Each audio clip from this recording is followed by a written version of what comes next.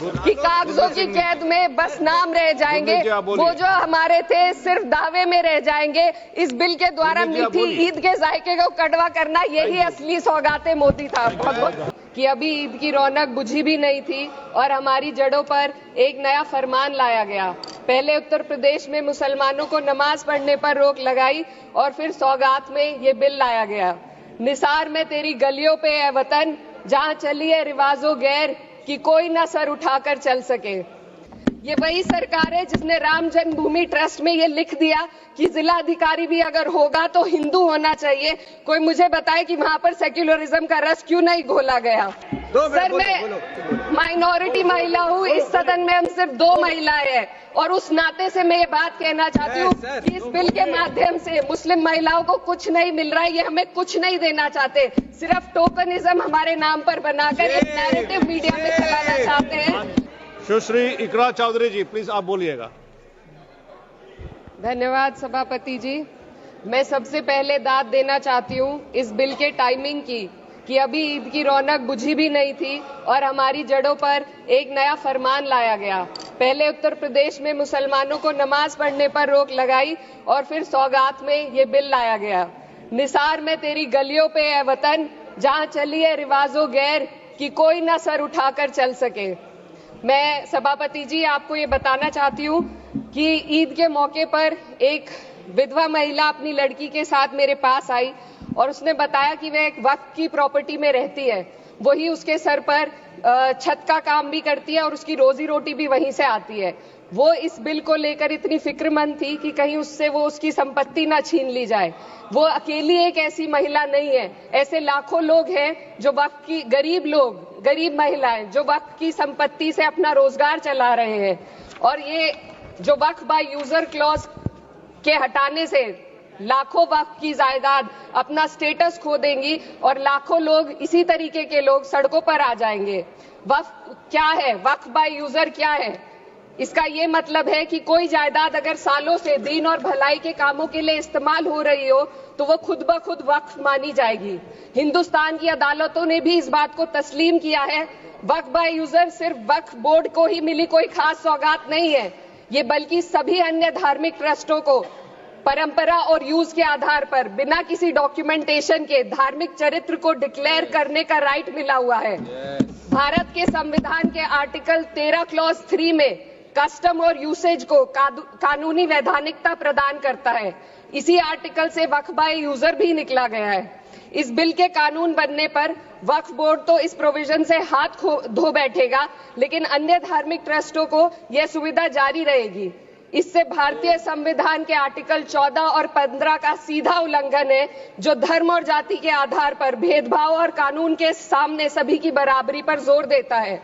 मैं इसके साथ ये भी कहना चाहती हूँ कि सत्ता के लोग जो एक दूसरे की पीठ थपथपा रहे हैं कि वक्फ बाय यूजर का जो अमेंडमेंट इन्होंने दिया उसको एक्सेप्ट कर लिया गया है, लेकिन इनकी शरारत यह है कि उसके साथ ही एक ऐसा प्रोवाइजो इसमें शामिल किया गया जिसके आधार पर यह कहा गया है कि अगर कोई भी वक्फ की संपत्ति विवादित हो तो वो अपना वक्फ स्टेटस खो देगी। तो जो अमेंडमेंट इन्होंने दिया है जिसको एक्सेप्ट कर लिया गया है उसका कोई मतलब नहीं है, ये इनकी नीयत है जो साफ जाहिर हो रही है। सोने पर सुहागा एक काम और किया है, सरकार ने वक्फ की कानून के सेक्शन 107 को हटाकर लिमिटेशन एक्ट में 12 साल तक ही किसी के खिलाफ अदालत में जाने का प्रोविजन है। सेक्शन 107 में बोर्ड को लिमिटेशन एक्ट से राहत मिली हुई थी। वक्फ बोर्ड कभी भी अवैध कब्जाधारियों के खिलाफ अदालत जा सकता था। अगर ये सेक्शन ना हो तो अवैध कब्जा करने वाले लोग कानूनी प्रक्रिया का फायदा उठाकर वक्फ की प्रॉपर्टी को हड़प सकते हैं। अन्य धार्मिक ट्रस्टों पर भी ये लिमिटेशन एक्ट लागू नहीं होती, तो फिर वक्फ बोर्ड के साथ ये सौतेला रवैया क्यों किया जा रहा है? धर्म को देखकर दोहरी नीति क्यों अपनाई जा रही है? सेक्शन 107 और वक्फ बाय यूजर को अगर एक साथ पढ़ा जाए तो इससे लाखों वक्फ की प्रॉपर्टी पर कब्जा किया जाएगा। इसलिए ये बिल मुसलमान की भलाई का नहीं बल्कि उनके वजूद और विरासत को मिटाने का बिल है। हिंदुस्तान में बहुत सारे धार्मिक ट्रस्ट हैं जिसमें उस खास मजहब के लोग शामिल होते हैं और उसका इंतजाम करते हैं, और ये बात समझ में आने वाली भी है क्योंकि जो व्यक्ति अपने मजहब के रीति रिवाज को जितना अच्छे से समझ सकता है, किसी अन्य मजहब का व्यक्ति नहीं समझ सकता। आर्टिकल 26 क्लॉज 2 के तहत धार्मिक संप्रदाय को अपने मजहबी इदारों के एडमिनिस्ट्रेशन का हक देता है, लेकिन वक्फ बोर्ड के बारे में इसको उल्टा किया जा। Sir 2 minute sir please 2 minutes.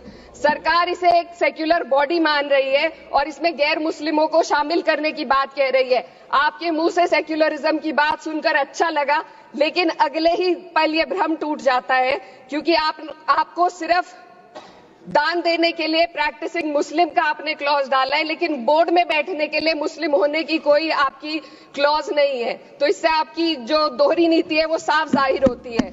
ये वही सरकार है जिसने राम जन्मभूमि ट्रस्ट में ये लिख दिया कि जिला अधिकारी भी अगर होगा तो हिंदू होना चाहिए। कोई मुझे बताए कि वहां पर सेक्युलरिज्म का रस क्यों नहीं घोला गया।